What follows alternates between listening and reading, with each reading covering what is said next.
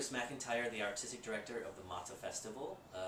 Next week we are presenting our 2010 edition of the annual festival, and I'm sitting here with composer Lisa Coons, who has a piece being performed by the Calder Quartet, and which is happening on Tuesday, April 20th at Le Poisson Rouge.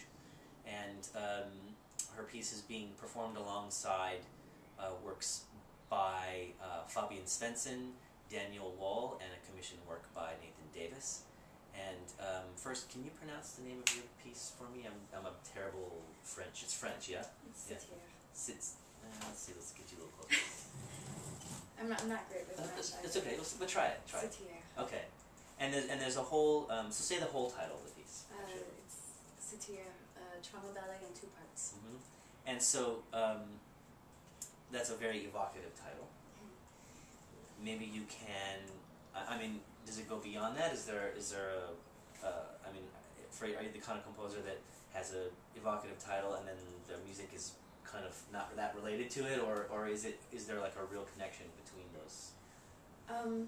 The piece was initially imagined as a sort of dance between the players. Actually, I think I'm sort of infatuated with strings, and part of it is because of the physicality of performing, drawing the bow across the instrument to create sound. So I imagined this initially about to be a piece about trauma that really focuses on like the visceral nature of performance. So there are even little duos and solos where I saw it as more like a almost visual exchange, a physical exchange than just an oral experience. So, yeah. Yeah. Yeah, the piece is real. I've heard it, and there's a lot of real kind of some moments of real kind of Sturm-und-Drang at times, and then other kind of static, almost I guess kind of static quality. Is that that's related to what you were just saying about the quality of the instrument? Is that, I mean, is this like a real stringy piece for you? Like it's all about the strings? It's all about the personality of the strings, and in fact the body of the instrument as well, playing with resonance, and so there's these moments of these really animated, physical, maybe even rhythmic gestures, and then they're offset by these sort of the aftermath is just about resonance, just about those things dwindling in space and time. And, I was playing a lot with concepts of memory and how that shapes experience. Okay. So a lot of that as well was supposed to be there's sounds that are imitative of turntablism, and that's a lot about both nostalgia quality and memory, because it's interesting because I've now done a few interviews and almost everyone has mentioned the turntable at some point. I mean, it's a really kind of made its way kind of ubiquitously amongst composers now. It's this really profound influence. Who was this piece written for originally? It was maybe like a year ago or something. Is that right? Actually, right, maybe the beginning of 2008. Okay. And it was written for the Formless Quartet. No, sorry, it was the beginning of 2009. Okay. My years have That's all right. become a wash of dissertation at this point. Yeah, I was gonna say you're in school. We all forgive you. They're great too. They're players who are. Say the name again. The Formless Quartet. Okay. They're a West Coast quartet, and they're actually they're very versatile. They're very comfortable going from things that are ugly sounds that aren't comfortable, to something that feels very sentimental and delicate. And they don't have a problem going between those worlds very quickly. They can relate them. And you knew that. And you knew that while you were working on the piece. I'd worked with Andrew Thole, who was the first violinist before, and on a piece for violin and turntables actually. Speaking of, I guess everything I've ever done for strings has something to do with turntables, but yeah, I knew their playing, and it was sort of an idiomatic composition I was trying to make as idiomatic and fitting as possible. Yeah, and so for the Calder's performance, you made some revisions. I haven't seen them. What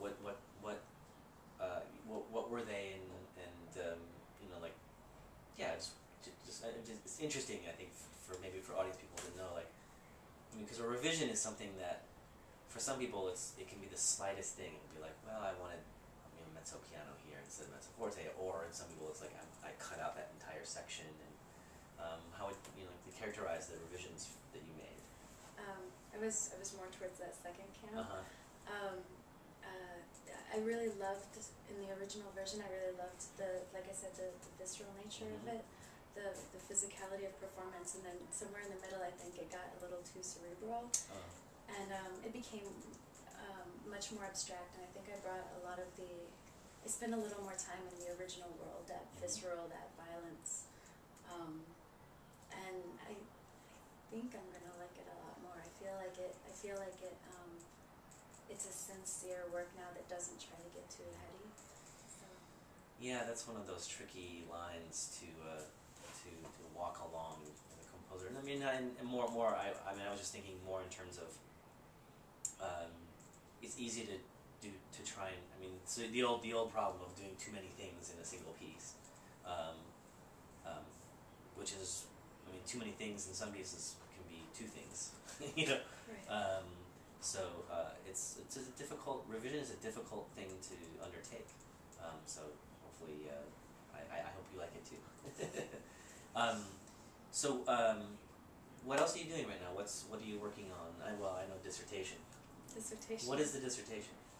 It's on the performance of gender identity, Oh. Mostly looking at composer-performers. There's not as much translation going from composer to someone else. Interesting. Interpreting group. Are there? Are you focusing on any particular people, or is that not something you can disclose at this point? I've given papers on 2 of the chapters. One's Laurie Anderson. She does gender personas. Another one is Diamanda Galas, sort of looking at realizations of the angry woman persona in her work, and like emotional signifiers. And I'm also doing Antony and the Johnsons. Oh yeah. Sort of looking at music as an abstract world where you can be more fluid with performances of gender. Yeah. So that's about what I've got. Yeah. Well, that seemed like a lot, actually. I It mean, I don't know. felt like I've never. It did. You thought it was too until you presented part of it and were told it wasn't, or something. Until I edited it and it shrank horribly. I mean, are you able to compose during this time, or yeah? I need to, otherwise I will sure. get incredibly resentful.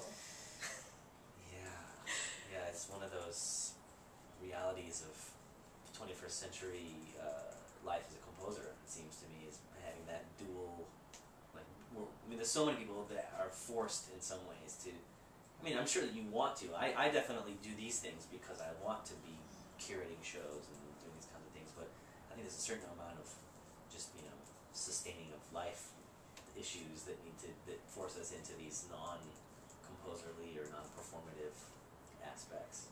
I definitely, I'm really drawn to critical theory, and I feel that my work evolves because I can look at it critically as well, and because I'm analyzing other people's work and trying to engage with the medium in many different ways instead of just trying to articulate my own experience. Yeah.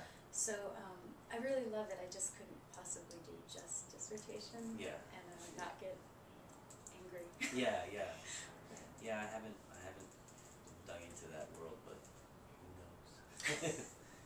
Well, thank you for coming to the Mata office. This is being shot in Williamsburg, Brooklyn, and please come out and hear Lisa's piece performed on April 20th, Tuesday night at Le Poisson Rouge by the Calder Quartet. And if you're there, say hi to Lisa. She'll be there. Thank you very much.